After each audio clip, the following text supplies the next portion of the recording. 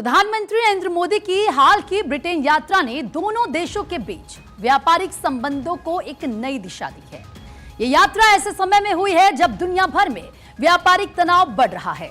प्रधानमंत्री नरेंद्र मोदी की ब्रिटेन यात्रा खास करके कारोबार के मद्देनजर मौजूदा ग्लोबल इकोनॉमिक सिनेरियो में एक अहम कदम है, जहां एक और अमेरिका के राष्ट्रपति डोनाल्ड ट्रंप का टैरिफ की जंग दुनिया भर की अर्थव्यवस्थाओं के लिए एक बड़ी चुनौती रही है, जबकि मोदी की ब्रिटेन यात्रा का मकसद इन मुश्किलों से पार पाना है।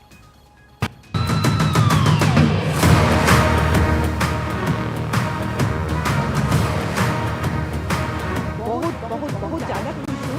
पहली बार मोदी जी को सामने से देखने वाली हूँ। Bharat a good luck. I think he's doing a great job and we are very proud of our nation.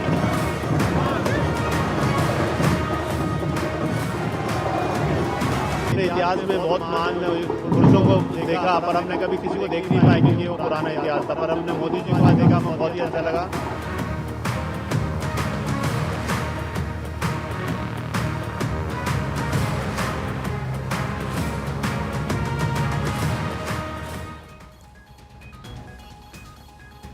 तो भारत और यूके के बीच एग्रीमेंट को लेकर बातचीत 13 जनवरी 2022 को शुरू हुई थी, जो अब करीब 3.5 साल बाद पूरी हुई है। इस बातचीत का असर बेहद संजीदा रहने वाला है, खासकर ऐसे वक्त में जब ट्रंप के टैरिफ वॉर से पूरी दुनिया परेशान है। लेकिन पीएम मोदी का ब्रिटेन दौरा ट्रंप प्रशासन को सीधा संदेश है कि भारत की आर्थिक नीति किसी एक देश की मोहताज नहीं है। ब्रिटेन अब भारत का बड़ा और नया साझेदार बनकर सामने आ रहा है, जिससे भारत की अर्थव्यवस्था को नया बूस्ट मिलने वाला है।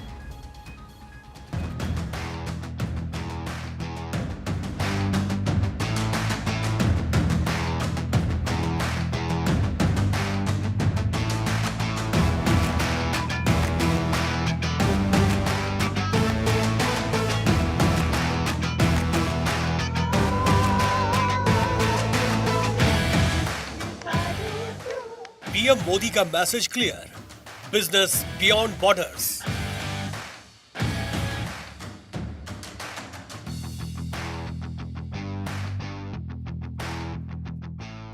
ब्रिटेन के साथ डील, ट्रंप को मोदी का संदेश। पीएम नरेंद्र मोदी 2 दिवसीय दौरे पर ब्रिटेन में हैं। उनकी ये चौथी ब्रिटेन यात्रा है। उन्हें ब्रिटिश प्रधानमंत्री कीर स्टारमर ने न्योता दिया था। कीर स्टारमर के प्रधानमंत्री बनने के बाद मोदी की ये पहली ब्रिटेन यात्रा है। इस मुलाकात को लेकर सबसे ज्यादा चर्चा एफटीए यानी फ्री ट्रेड एग्रीमेंट को लेकर हो रही है।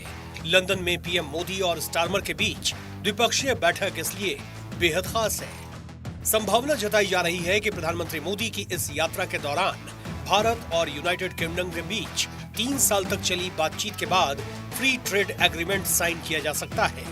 भारत और यूके के बीच होने वाले इस एफटीए को भारतीय कैबिनेट से मंजूरी भी मिल गई है।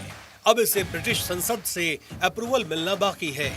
इसमें 6 महीने से 1 साल तक का वक्त लग सकता है। एग्रीमेंट साइन होने के बाद भारत के लेदर, फुटवेयर, टेक्सटाइल, खिलौने, जेम्स एंड ज्वेलरी जैसे लेबर इंटेंसिव प्रोडक्ट्स पर यूके में एक्सपोर्ट टैक्स खत्म हो जाएगा। वहीं ब्रिटिश विस्की, कार जैसे प्रोडक्ट्स भारत में सस्ते हो जाएंगे। डील के बाद दोनों देशों के बीच व्यापार 2030 तक $120 बिलियन तक पहुंचने की संभावना है। इसके साथ ही दोनों देशों में डिजिटल इंजीनियरिंग, मार्केटिंग जैसे क्षेत्रों में नए रोजगार की उम्मीद बढ़ी है। Worked at short notice, but there's great enthusiasm not only in my team but my colleagues back in India who are working on the visit, and also here among our British partners, to make sure that this is a substantive, focused visit. Free trade agreement is essentially the substantive negotiations finished on the 6th of May. The scrubbing work is underway. It would, of course, not be proper for me to speculate about when it will be signed. But the important point is the text has to be completely ready for it to be signed. And after that, of course, then we move to the ratification and implementation stage. But it's a good time for the relationship, the trade relationship in particular, and the extraordinary work done by the Commerce Ministry team and all of my colleagues here in the High Commission is a reason why we're in a great position to look at the future of the India-UK relationship. PM Modi के साथ वाणिज्य और उद्योग मंत्री पीयूष गोयल भी Britain यात्रा पर हैं। एफटीए से जुड़ी बातचीत में उनका प्रमुख रोल है। इससे पहले 6 मई को दोनों देशों के बीच डील फाइनल हो गई थी। भारत के प्रधानमंत्री नरेंद्र मोदी की ब्रिटेन यात्रा खासकर कारोबार के मद्देनजर एक बहुत ही अहम कदम है। ऐसे समय में जब अंतर्राष्ट्रीय व्यापार में उतार चढ़ाव आ रहे हैं और प्रोटेक्शनिज्म की बातें हो रही है, ये यात्रा भारत के लिए एक महत्वपूर्ण रणनीति का हिस्सा है। प्रधानमंत्री मोदी का यूके दौरा एफटीए डील साइन करने के लिए ऐसे समय में आ रहा है जब विश्व भर में ट्रंप एडमिनिस्ट्रेशन ने टैरिफ वॉर छेड़ रखा है। तो मुझे लगता है ऐसे माहौल में ये एफटीए डील और भी ज्यादा महत्वपूर्ण हो जाती है, क्योंकि सभी देश इसके फेवर में नहीं है। ये जो ट्रंप एडमिनिस्ट्रेशन की तरफ से रेसिप्रोकल टैरिफ का सारा सिलसिला चलाया जा रहा है, तो मुझे लगता है ऐसे में एफटीए देश आपस में और जल्द करेंगे। भारत और यूके का 50 बिलियन का आसपास का ट्रेड है और इसको 2030 तक 120 बिलियन डॉलर ले जाने की तैयारी है। तो मुझे लगता है कि इस डील के बाद 99% सामान जो भारत से यूके जाता है और यूके से भारत आता है वो टैरिफ फ्री यानी कि ड्यूटी फ्री हो जाएगा, जिससे दोनों देशों के व्यापार में बढ़ावा मिलेगा।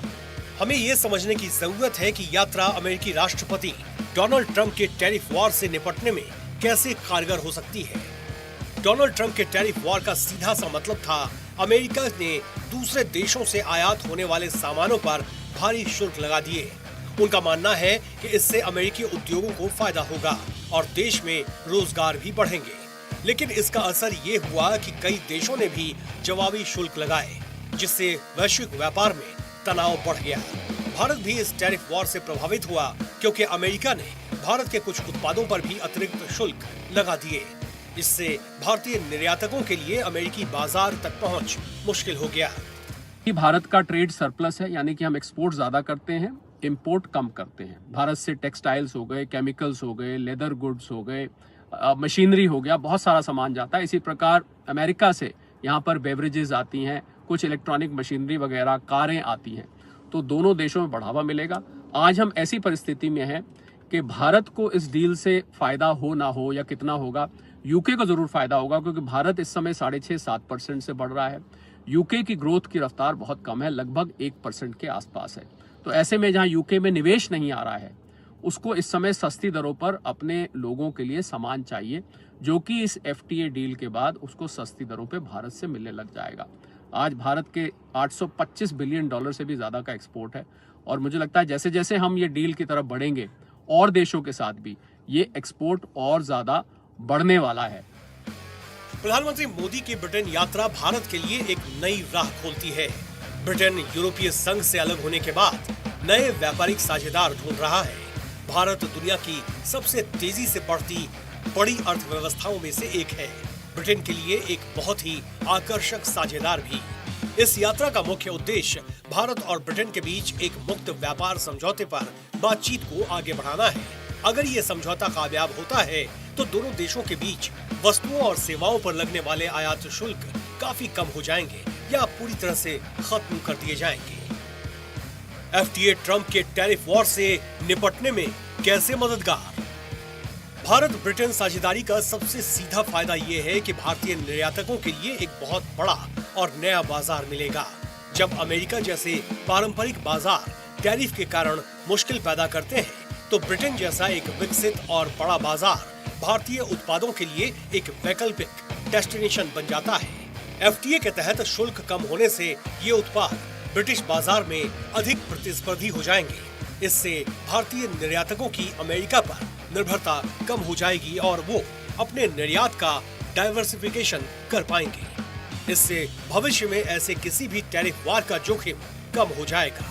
प्रधानमंत्री मोदी की ब्रिटेन यात्रा डोनाल्ड ट्रंप के टैरिफ वॉर जैसी भविष्य व्यापारिक चुनौतियों से निपटने की एक दूरगामी रणनीति का हिस्सा है।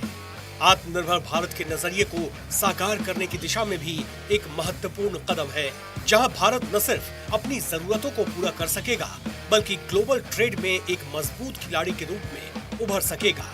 ये इस बात का भी प्रतीक है कि भारत एक खुली और सहयोग आधारित ग्लोबल ट्रेडिंग सिस्टम में भरोसा करता है।